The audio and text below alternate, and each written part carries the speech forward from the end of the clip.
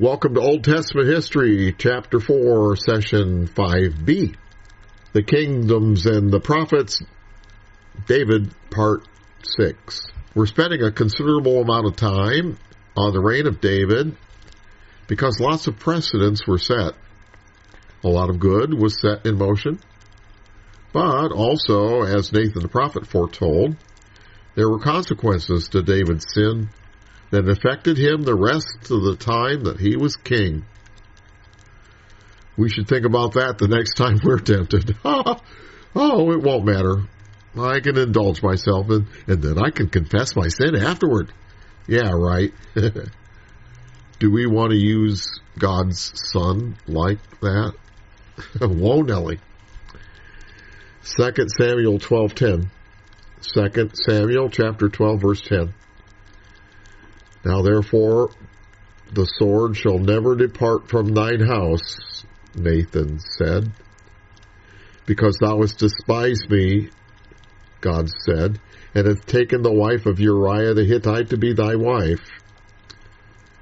Thus saith the Lord, behold, I will raise up evil against thee out of thine own house, and I will take thy wives before thine eyes, and give them unto thy neighbor, and he shall lie with thy wives in the sight of this sun.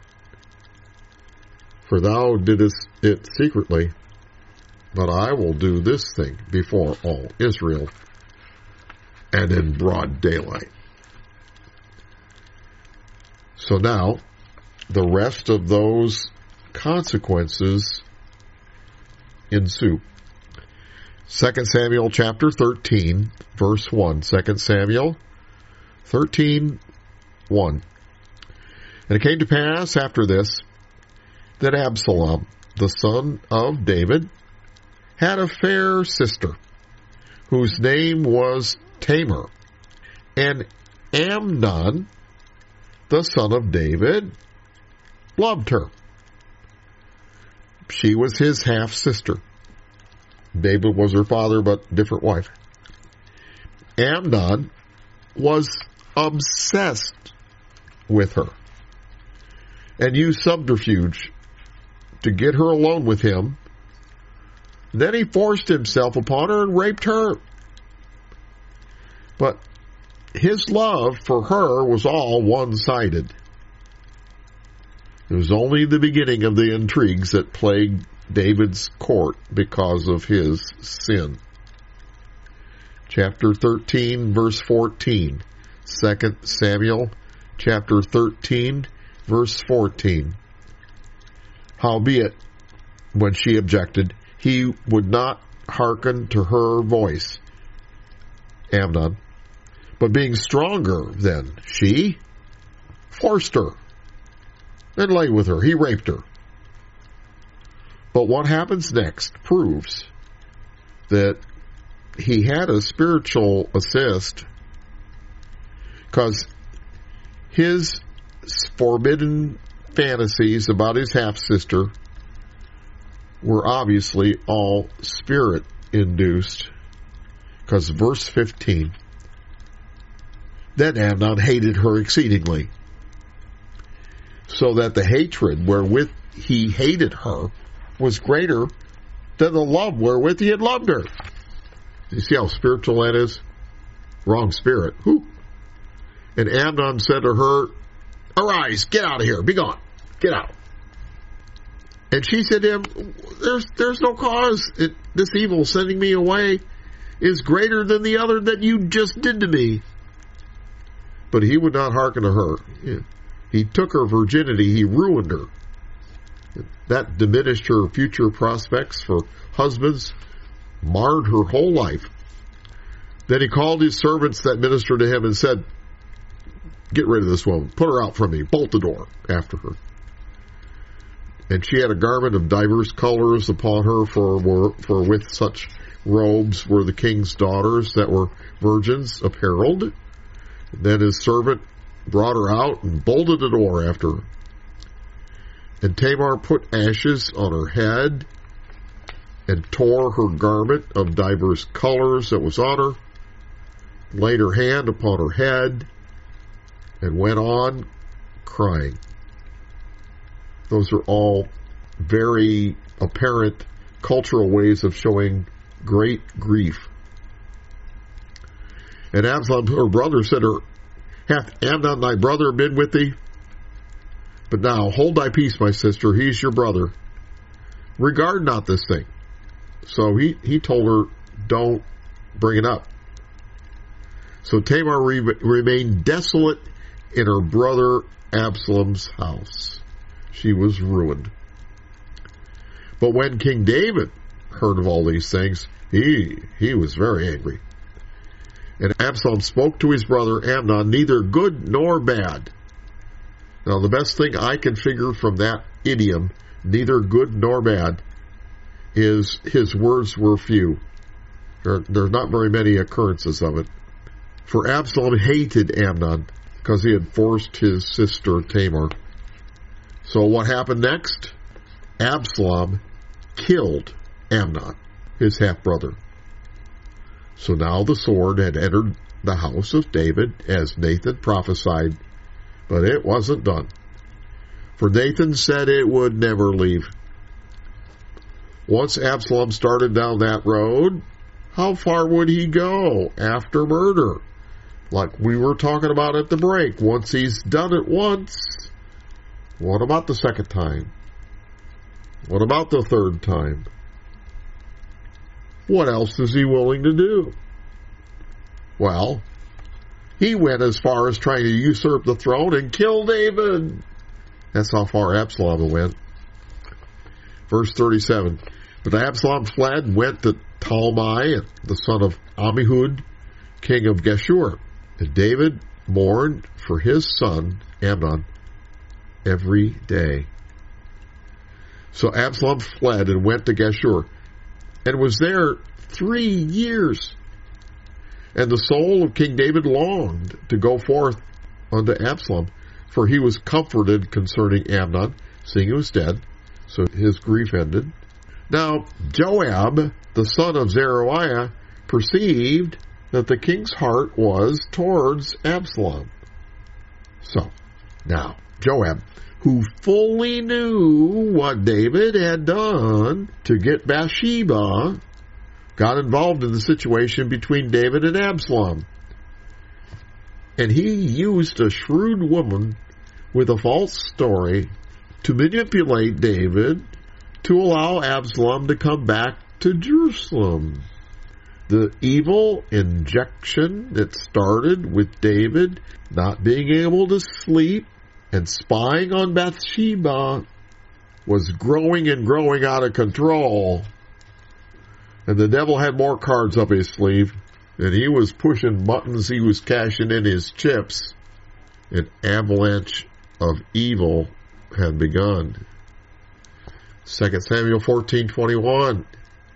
And the king said to Joab, Behold, I have done this thing. Go therefore, bring the young man Absalom again. And Joab fell to the ground on his face and bowed himself and thanked the king. And Joab said, Today thy servant knoweth that I have found grace in thy sight, O my lord, O king, and that the king hath fulfilled the request of his servant. So Joab had manipulated things, and he got David to bring Absalom back. So Joab arose, went to Geshur, and brought Absalom to Jerusalem.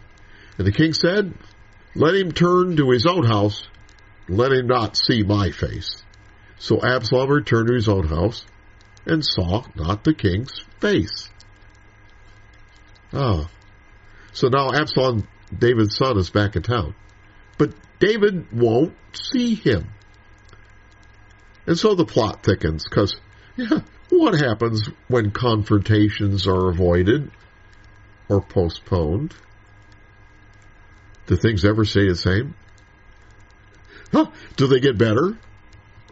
David's making a whole string of errors here. Did you ever look at the events that way? Well, Old Testament's for our learning. Verse 25. But in all Israel there was none to be so much praised as Absalom for his beauty. From the sole of his foot even to the crown of his head, there was no blemish in him. And when he had polled his head, for it was every year's end, and he polled it, he cut his hair, because I guess he grew a lot of hair, because the hair was heavy on him, therefore he cut it. He weighed the hair of his head at 200 shekels after the king's weight. Wow. And unto Absalom there were born 3 sons and 1 daughter, whose name was Tamar, and she was a woman of fair countenance. So Absalom dwelt 2 full years in Jerusalem, and saw not the king's face. Therefore Absalom sent for Joab to have him sent to the king, but he would not come unto him. And when he sent again, the second time, he would not come. So, Absalom wants to get the thing settled, and Joab ain't helping him now. Joab would not come. So, Absalom figured out a way to make Joab come. 2 Samuel 14:30. Therefore he said to his servants, see, Joab's field is near mine, and he is barley there. Go set it on fire. Woo! And Absalom's servants set it on fire. Well, that got his attention. Then Joab arose and came to Absalom to his house and said to him, why have your servants set my field on fire? And Absalom answered Joab and said, behold, I sent to you, saying, come hither, that I may send thee to the king to say, wherefore am I come from Geshur? It had been good for me to have been there still. Now therefore let me see the king's face. If there be any iniquity in me, let him kill me. So Joab came to the king and told him. And when he had called for Absalom, he came to the king and bowed himself on his face to the ground before the king. And the king kissed Absalom. He didn't confront him. So Absalom saw what he could get away with. He killed his brother, and David had not retaliated or reproved or settled the matter. He kissed him. Well, what else could he get away with? Do you see what's happening? You know what the nature of evil is? It grows. Chapter 15, verse 1. Came to pass after this that Absalom prepared for him chariots and horses and 50 men to run before him. And Absalom rose early in the morning and stood beside the way of the gate, the street of the gate. And it was so that when any man had a controversy and came to the king for judgment, then Absalom called to him and said, what city are you from? And he said, servants from one of the tribes of Israel. And Absalom said to him, see, your matters are good and right. Buttered him up pretty good. And there's no man deputied of the king to hear you. And Absalom said, moreover, oh, that I were made a judge in the land. Oh, if I were, every man which hath any suit or cause might come to me, and I'd do him justice. And it was so, that when any man came nigh to him to do him obeisance, he put forth his hand and took him and kissed him. And on this manner did Absalom to all Israel that came to the king for judgment. So Absalom stole the hearts of the men of Israel. You see what he was doing? Absalom was planning a coup. Wow. Boy, the adversary was salivating now. He could bring down David's kingdom. His injection of evil way back then had grown to this point, and it wasn't done. 2 Samuel chapter 15, verse 7. It came to pass after 40 years that Absalom said to the king, I pray thee, let me go, pay my vow, which I vowed unto the Lord in Hebron. Liar. He didn't have a vow. He was planning a revolt. This 40 years here, Bullinger says it's 40 years from when David was anointed by Samuel. I don't know about that. We'll have to talk it over with Ren and see what he thinks. Chapter 15, verse 8. For thy servant vowed a vow, he says, when I abode at Geshur in Syria, saying, if the Lord shall bring me again indeed to Jerusalem, I will serve the Lord. And the king said, go in peace. So he arose and went to Hebron. But Absalom sent spies throughout all the tribes of Israel, saying, as soon as you hear the sound of the trumpet, then you shall say, Absalom reigns in Hebron. And when Absalom went, 200 men out of Jerusalem that were called, they went in their simplicity. They were ignorant of this whole thing. They knew not anything. And Absalom sent for Eliaphel the Gionite, David's counselor, from his city even to Gila, while he offered sacrifices. And the conspiracy was strong, for the people increased continually with Absalom. And there came a messenger to David, saying, the hearts of the men of Israel are after Absalom. So Absalom staged a coup to take over the throne of Israel. And David had no choice. He fled the city. 2 Samuel 15:14. And David said unto all his servants that were with him at Jerusalem, rise, let's flee, for we shall not escape from Absalom. Make speed to depart, lest he overtake us suddenly, and bring evil upon us, and smite the city with the edge of the sword. And the king's servants said to the king, behold, thy servants are ready to do whatever your lord shall appoint. And the king went forth, and all his household after him. And the king left 10 women, which were his concubines, to keep the house. So David fled and arranged spies to stay behind and report to him what happened after he left. And while David was escaping, a relative of Saul came up and publicly disgraced him. Chapter 16, verse 5. And when King David was come to Bahurim, behold, there came out a man of the family of the house of Saul, whose name was Shimei, the son of Gera. He came forth and cursed still as he came. And he threw stones at David, and all the servants of King David, and all the people, and all the mighty men that were on his right hand and on his left. And thus said Shimei, when he cursed, come out, thou bloody man, thou man of Belial. He called David a man of Belial. And the Lord hath returned upon you all the blood of the house of Saul, in whose stead thou hast reigned. And the Lord hath delivered the kingdom into the hand of Absalom your son. And behold, you're taken in all your mischief, because you are a bloody man. Then said Abishai the son of Zeruiah unto the king, why should this dead dog curse my lord the king? Let me go over pray and take off his head. And the king said, what have I to do with you, you son of Zeruiah, you hot-blooded guys? So let him curse, because the Lord hath said to him, curse David. I deserved it. Who then shall say, wherefore hast thou done so? David said to Abishai and to all his servants, behold, my son, which has come forth of my bowels, seeks my life. How much more now may this Benjaminite do it? So let him alone, let him curse, because the Lord hath bidden him. And it may be that the Lord will look upon my affliction, that the Lord will requite me good for his cursing this day. And as David and his men went his way, Shimei went along on the hillside over against him, and cursed as he went, and threw stones at him, and cast dust. Absalom came to Jerusalem then, and he occupied David's throne. And when he got there, he asked advice of his men, and in 2 Samuel 16, verse 20, they gave him this advice. Then said Absalom to Eliaphel, give counsel among you what we shall do. And Eliaphel said to Absalom, go in unto thy father's concubines, which he had kept to keep the house, and all Israel shall hear that thou art abhorred of thy father, and then shall the hands of all that are with thee be strong. So they spread Absalom a tent upon the top of the house, and Absalom went in unto his father's concubines in the sight of all Israel. And the counsel of Ahithophel, which he counseled in those days, was as if a man had inquired at the oracle of God. So was all the counsel, both with David and with Absalom. Well, this fulfilled another prophecy of Nathan, of the consequences of David's sin.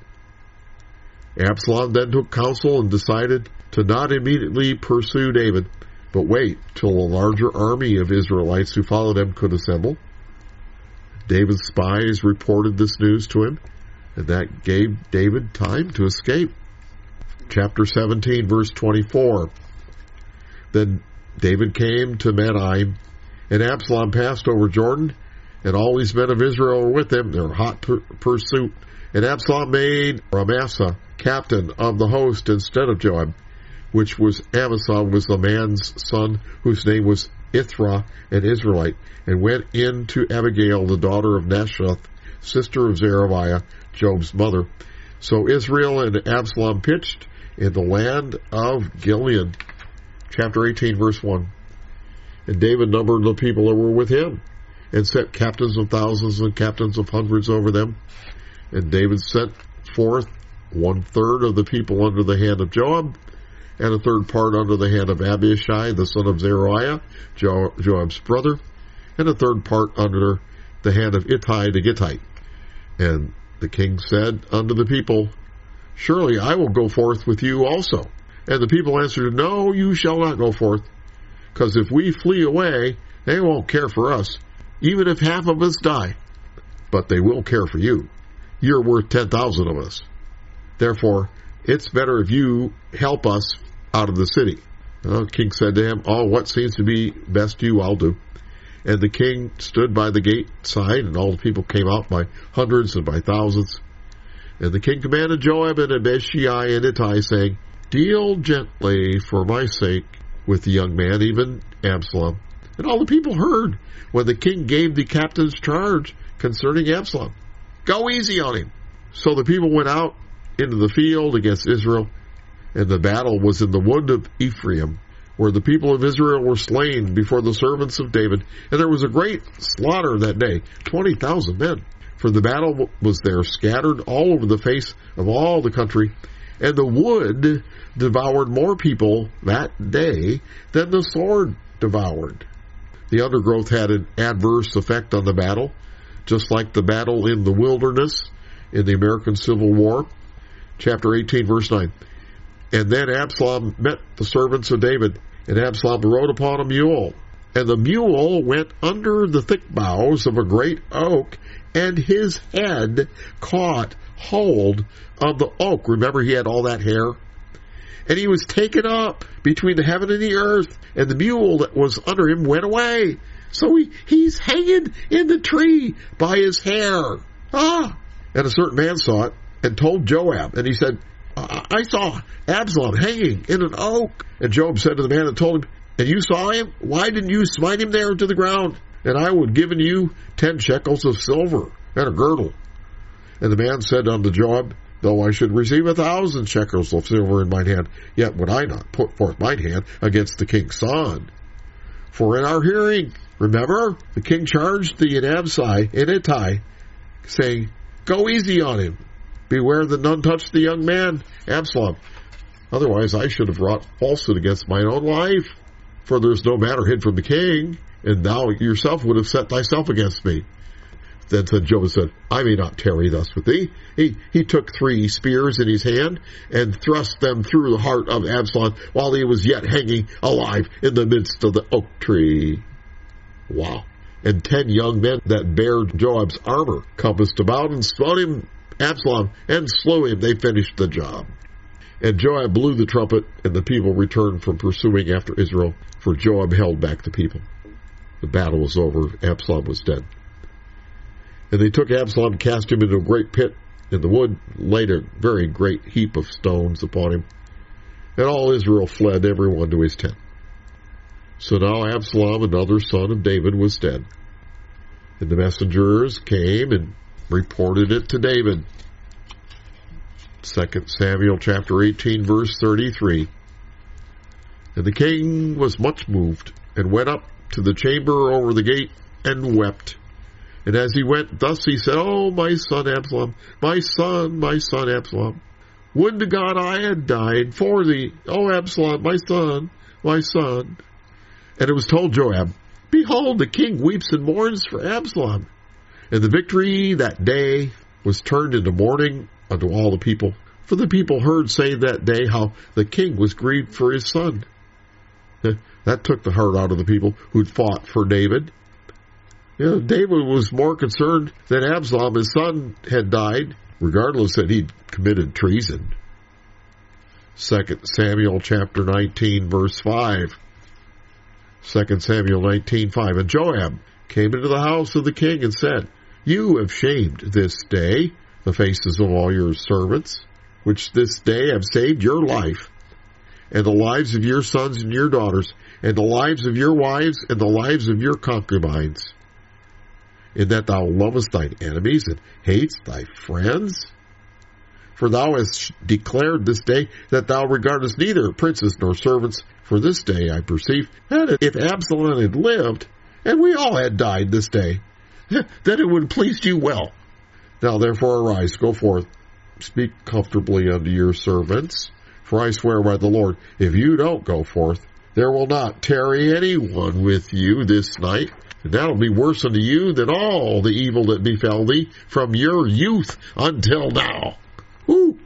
Then the king arose and sat in the gate, took his advice.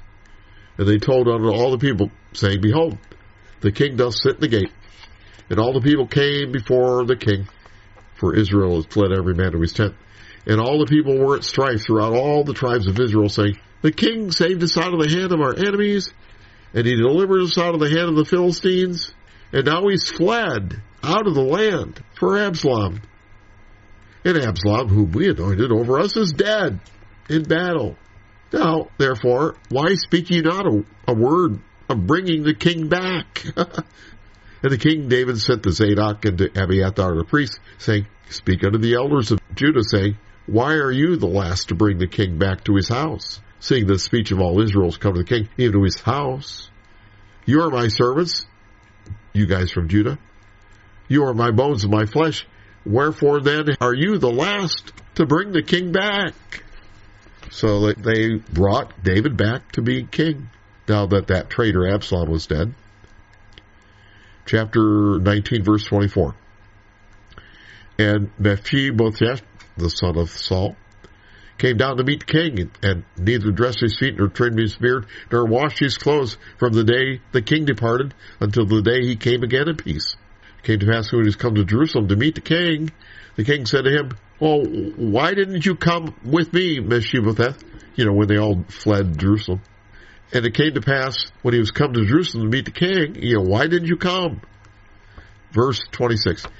And he answered and said, My lord, O king, my servant deceived me. For thy servant said, I'll saddle me an ass, that I may ride thereon and go to the king.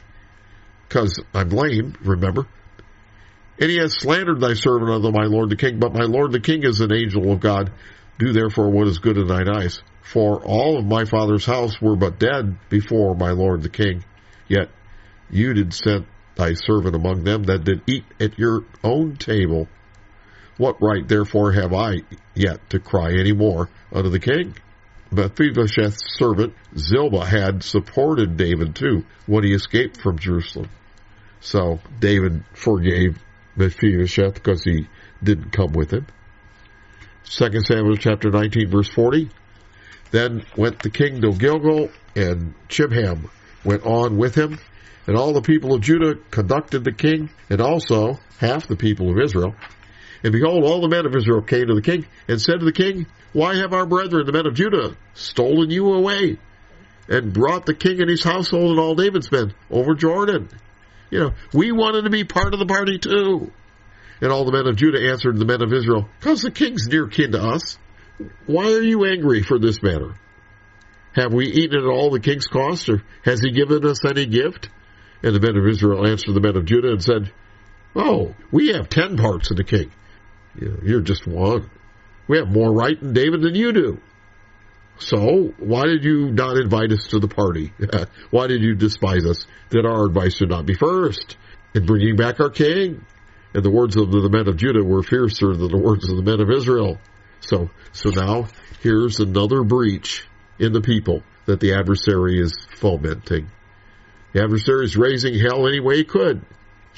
It all went back to the error David made with Bathsheba.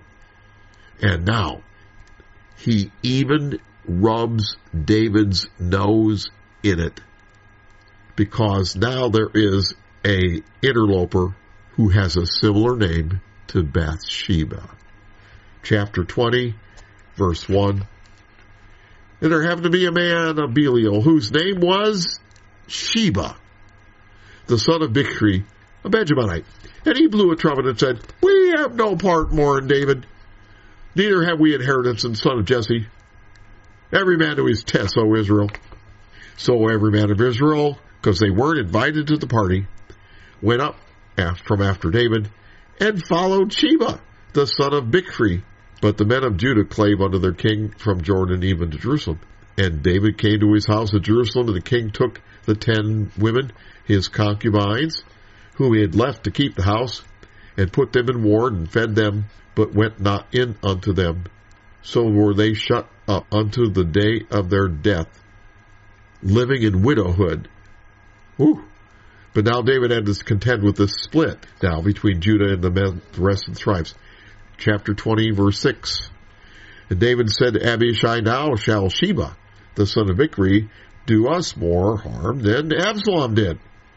Take thou thy servants and pursue after him, lest he get him fenced cities and escape us. And there went out after him Joab's men, and the Jezreelites, and the Pelethites, and the mighty men. They went out of Jerusalem to pursue after Sheba, the son of Bichri.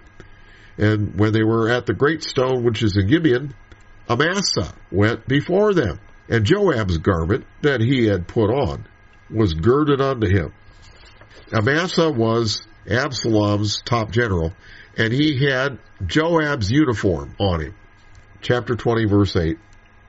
He had Joab's garment that he had put on, girded unto him, and upon it a girdle with a sword fastened upon his loins and the sheath thereof. And as he went forth, his sword fell out. And Joab, the former top general for David, said to Amasa, Are you in health, my brother? And Joab took Amasa by the beard with his right hand to kiss him. But Amasa took no heed to the sword that was in Joab's hand. And Joab smote him with the sword in the 5th rib and shed out his bowels on the ground and struck him just that once, not again. And he died. And Joab and Abishai, his brother, pursued after Sheba, the son of Bichri. So Joab had been David's top general. I bet because of all the intrigue, he probably felt a little insecure. So he wanted to make sure that he stayed the top general. And so he killed Amasa. The sword, indeed, is never leaving the house of David. And then Joab and the army cornered Sheba, the son of Bichri, in a walled city. Chapter 20, verse 15.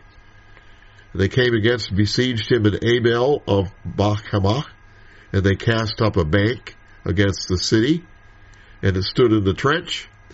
And all the people that were with Joab battered the wall to throw it down.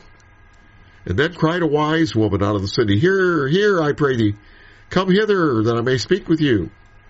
And so the woman talks to Joab, and she made a deal and saved the city from the attack by giving up the usurper Sheba. So, chapter 20, verse 22, chapter 20, verse 22, Then the woman went unto all the people in her wisdom, and they cut off the head of Sheba, the son of Bichri, cast it out to Joab, and he blew a trumpet, and they retired from the city, and every man to his tent. And Joab returned to Jerusalem unto the king. So that woman saved everyone in the city from the attack. So now David was again secure as king of all Israel. But what was the cost of that original error? We ought to think about the next time we're tempted. Oh, I can confess my sin and then be forgiven? Ooh, what would that say about how much we really love God? You know, it's one thing to not sin for fear of consequences, but the greater motivation is our love for God, that we don't want to let him down. Well, for David, though, this was not the end of his problems. He made another mistake. Chronicles chapter 21, verse 1. And Satan stood up against Israel and provoked David to number Israel. I think God has said, you don't number Israel because I'm going to save my many or my few. I don't want you to take stock in numbers. Believe me. Well, David numbered Israel. And David said to Joab and to the rulers of the people, Go number Israel from Beersheba even unto Dan, from all the way from the south to the north. Bring the number of them to me that I may know it. And Joab answered, The Lord make his people 100 times so many more than they be. But my lord the king, are they not all my lord's servants? Why then doth my lord require this thing? Why does he be a cause of a trespass to Israel? Nevertheless, the king's word prevailed against Joab. Wherefore Joab departed, went throughout all Israel, came to Jerusalem. Chapter 21, verse 5. And Joab gave the sum of the number of the people unto David, and all they of Israel were 1,000,000, 1,000,000, and 100,000 men. So 1.1 million men that drew sword. And Judah was 410,000 that drew sword. So 470,000. All right. 2 Samuel has different numbers. 2 Samuel, the parallel account, verse 9. And Joab gave the sum of the number of the people unto the king, and there were in Israel 800,000 valiant men that drew the sword, and the men of Judah were 500,000 men. So the numbers are different. Well, why? Well, in 1 Chronicles, Bullinger says that it was they who draw sword that were old enough to fight. But 2 Samuel lists valiant men or able-bodied. All right? So that explains the numbers from Israel, but it doesn't explain the numbers from Judah, because the number from Judah is larger in 2 Samuel. All right? Now, neither I nor the REV commentary have figured that out. Maybe the numbers are different because it has to do with Benjamin not being counted. I don't know. So that's one thing I don't know. Chapter 21, verse 6. But Levi and Benjamin counted he not among them, for the king's word was abominable to Joab. And God was displeased with this thing. Therefore he smote Israel, caused them to be smitten. David said to God, I have sinned greatly because I have done this thing, but now I beseech thee, do away the iniquity of thy servant, for I have done very foolishly. And the Lord spoke to Gad, servant David's seer, saying, Go tell David, thus saith the Lord, I offer you 3 things. Choose which one of them, that I may do it unto thee. So Gad came to David and said, Thus saith the Lord God, choose either 3 years famine, or 3 months to be destroyed before your enemies, while the sword of thine enemies overtakes you, or 3 days of the sword of the Lord, even the pestilence in the land, and the angel of the Lord destroying throughout all the coast of Israel. All right, choose. Now therefore advise yourself. What word shall I bring again to him that sent me? Wow. David said to Gad, I'm in a great strait. Let me fall now into the hand of the Lord, for very great are his mercies, but let me not fall into the hand of man. So not 3 months or 3 years, or just 3 days. So the Lord sent pestilence upon Israel, and there fell of Israel 70,000 men. And God sent an angel into Jerusalem to destroy it, and as he was destroying the Lord, behold, he repented him of the evil, and said to the angel that destroyed, It's enough, stay now thine hand.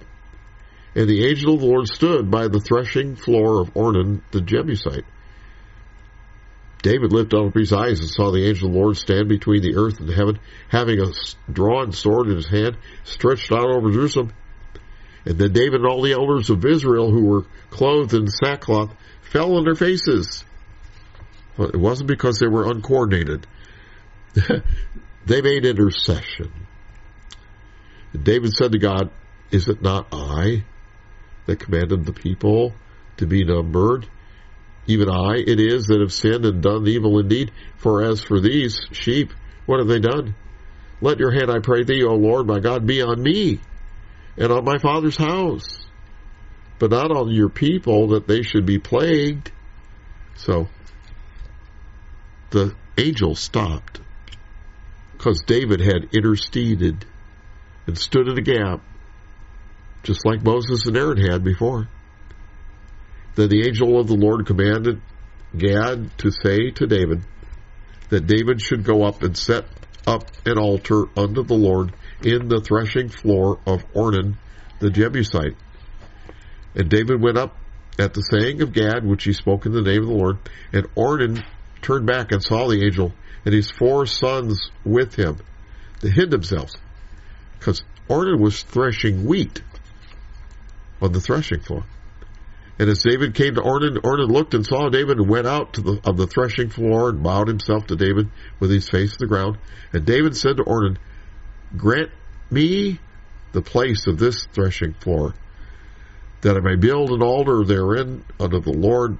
Thou shalt grant it me for the full price, no believer discount, that the plague may be stayed from the people. And Ornan said to David, take it to thee, I'll give it to you. Let the Lord the king do that which is good in his eyes. Lo, I give you the oxen also for burnt offerings, and the threshing instruments for wood, and the wheat for the meat offering. I'll give it to you all. And King David said to Ornan, no, but I will buy it from you for the full price. I won't take it, that which is thine, for the Lord, nor offer burnt offerings without cost. So David gave to Ornan for the place 600 shekels of gold by weight. And David built there an altar unto the Lord, and offered burnt offerings and peace offerings, and called upon the Lord, and he answered him from heaven by fire upon the altar of burnt offering. So God lit the fire, just like he did for Elisha. And the Lord commanded the angel, and he put up his sword again unto the sheath thereof. Now, throughout the teaching in this second session, I've not meant to demean David by bringing up all the consequences for his errors and the chains of events that arose from him. God, no, those things indeed happened. But I also need to tell you that David didn't give up. He soldiered on. Had he merely acquiesced to evil and given up, how could he have successfully interceded the way that he did? You see that? So let this be an example for us, because, sometimes we screw up royally too. But that's no cause to give up and think that God won't bless us anymore. If David had done that, Israel might not have had the temple built. That was David's legacy as much as Solomon's. The temple and its successors formed the center of the Jewish religion, prose, culture, and society for a millennium, and set the stage for the Messiah. All this time, David strove to maintain his integrity despite all the difficulties. We can see he humbly accepted all the consequences. But also at the same time, still, he was setting up the preparations for the temple, which included working with Asaph and the priests to establish the temple liturgy, writing psalms. David thereby did all but the construction, which was left to Solomon. So David righteously fought on, and the golden age of the kingdom resumed. Chapter 24, verse 18 of 2 Samuel. 2 Samuel 24:18. And Gad, the prophet, came that day to David and said to him, go up, rear an altar to the Lord in the threshing floor of Araunah the Jebusite. Different name, same guy. And David, according to the saying of Gad, went up as the Lord commanded. And Araunah looked and saw the king and his servants coming on toward him. And Araunah went out and bowed himself before the king on his face upon the ground. And Araunah said, wherefore is my lord the king come to his servant? David said, to buy the threshing floor of thee, to build an altar of the Lord, that the plague may be stayed from the people. And Araunah said to David, let my lord the king take it, and offer up what seems good unto him. Behold, here be the oxen for a burnt sacrifice, and the threshing instruments, and all the other instruments of the oxen for wood. And all these things did Araunah, as a king, give unto the king. And Araunah said to the king, the Lord thy God accept thee. And the king said to Araunah, no. I will surely buy it of thee at a price. Neither will I offer burnt offerings unto the Lord my God of that which cost me nothing. So David bought the threshing floor and the oxen for 50 shekels of silver. While the other account said he spent 600 shekels of gold. Well, Bullinger clears up that discrepancy also, because different words are used. Chronicles talks about 600 shekels of gold for the whole area. Here in 2 Samuel, it's 50 shekels of silver, and that's just for the threshing floor. The whole area is where the temple was later built.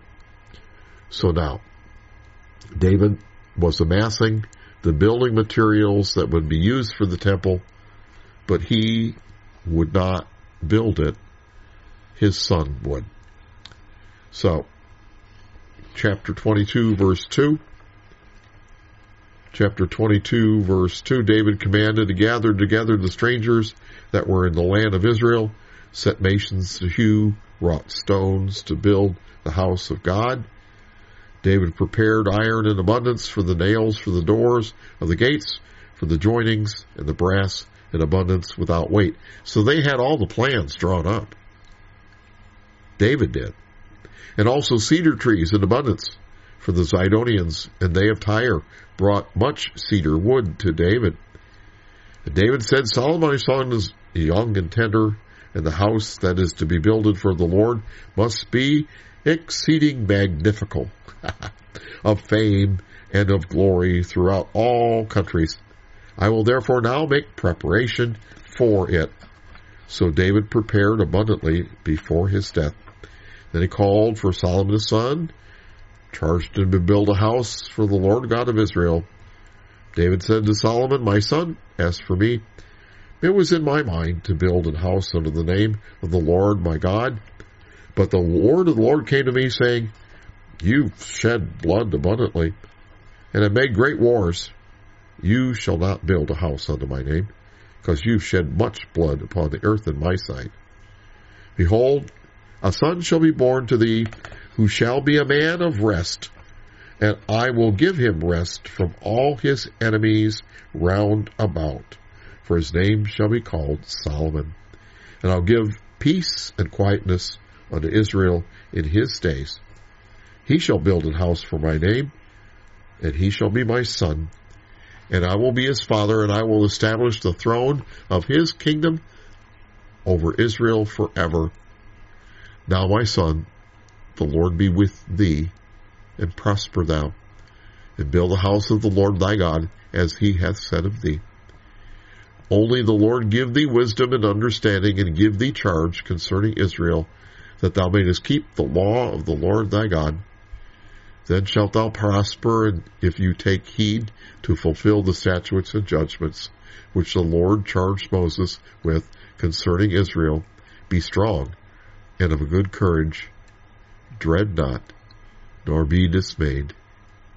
Now therefore, now behold, in my trouble have I prepared for the house of the Lord as 100,000 talents of gold, and 1,000 talents of silver, 1,000,000 of them, and of brass and of iron without weight, for it is in abundance.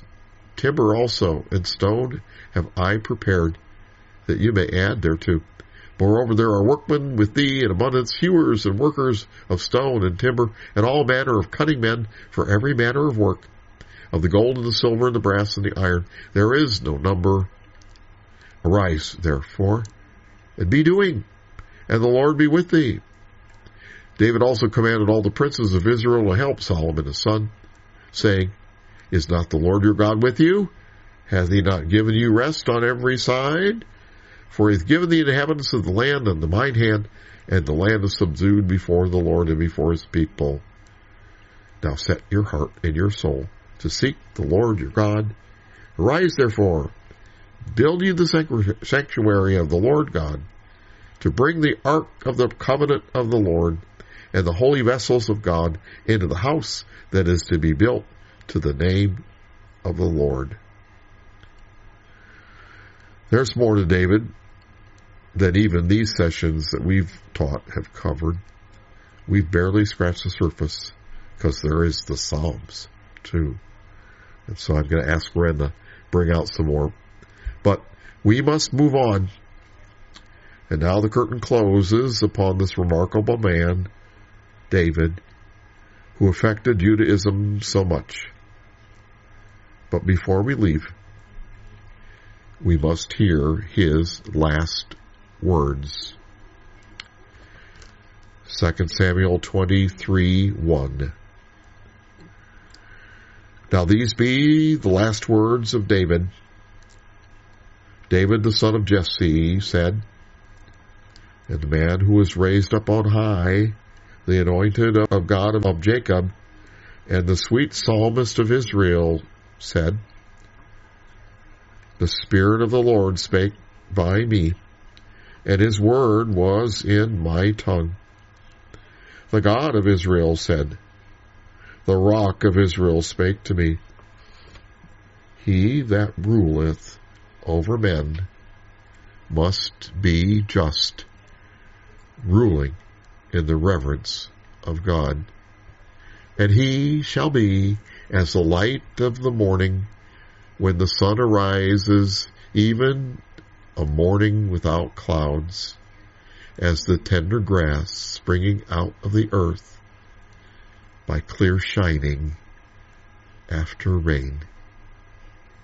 Although my house be not so with God, yet he hath made with me an everlasting covenant, ordered in all things, and sure.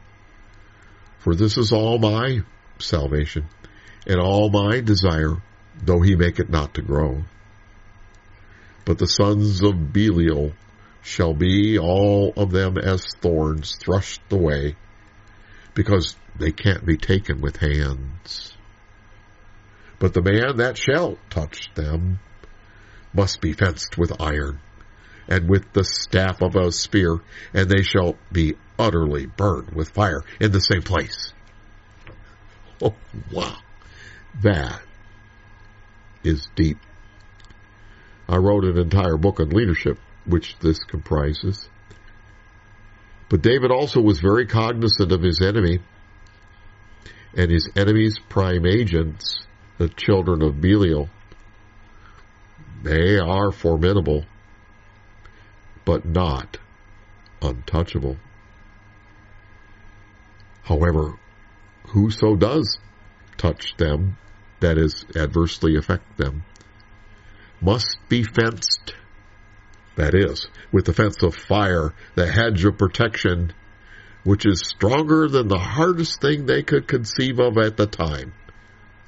Iron. A fence of iron. And defended with the javelin of God, which is like lightning. And then they shall be utterly annihilated by God's ultra-dimensional consuming fire, unable to escape in the very spot they stood. Zap! How did David know that? He lived it. For despite his errors, he was a man after God's own heart.